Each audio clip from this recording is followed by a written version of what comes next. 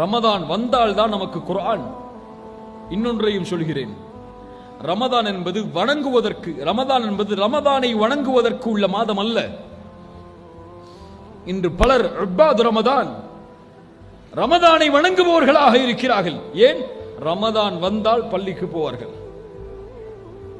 ரமதான் வந்தால் குர்ஆனை திறப்பார்கள், ரமதான் வந்தால் அந்த மாதம் மட்டும் டிவிகளுக்கு, சீரியல்களுக்கு, சினிமாக்களுக்கு விடுமுறை.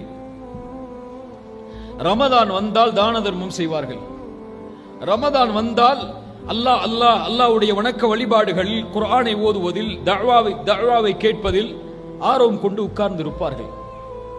எப்போது ரமதான் முடியும் என்று காத்திருப்பார்கள். ரமதான் முடிந்தவுடன் ஆஃப் செய்யப்பட்டது ஆன் செய்யப்படும், தொடர்ந்த தொழுகைகள் விடப்படும், கொடுக்கப்பட்ட தான தர்மம் நிறுத்தப்படும், குர்ஆன் ஒரு பெரிய பட்டுப்புடவையில் மடிக்கப்பட்டு செல்ஃபின் மேலே வைக்கப்படும். இவர்கள் எல்லாம் ரமதானை வணங்குபவர்கள்.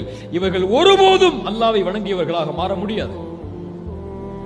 அல்லாஹ்வை வணங்குபவன் மற்ற மாதங்களிலும் இதை செய்வான், ரமதானில் அதிகப்படுத்துவான். அவ்வளவுதான், அவ்வளவுதான். குர்ஆனை ஒரு நாள் 10 பக்கம் ஓதி இருப்பான், ரமதானில் ஒரு ஜுஸ்ஐ ஓதுவார். ஒரு நாள் 100 ரூபாயை தர்மம் செய்வார், ரமதானில் 1000 ரூபாயை தர்மம் செய்வார். இரவு வணக்கத்தை விட்டு விட்டு தொழுவார், ரமதானில் தொடர்ச்சியாக தொழுவார். குர்ஆனை ஓதுவார் மற்ற நாட்களில் குறைவாக, ரமதானில் அதிகமாக ஓதுவார். தொழுகையை ஜமாஅத்தோடு தொழுவதில் ஆர்வம் கொள்வார். சில நேரம் விடுமான ரமதானில் பேணி பேணி தொழுவார். அவ்வளவுதான். இவர்கள் அல்லாஹ்வை வணங்கியவர்கள், இவர்கள் ரமதானை வணங்கியவர்கள்.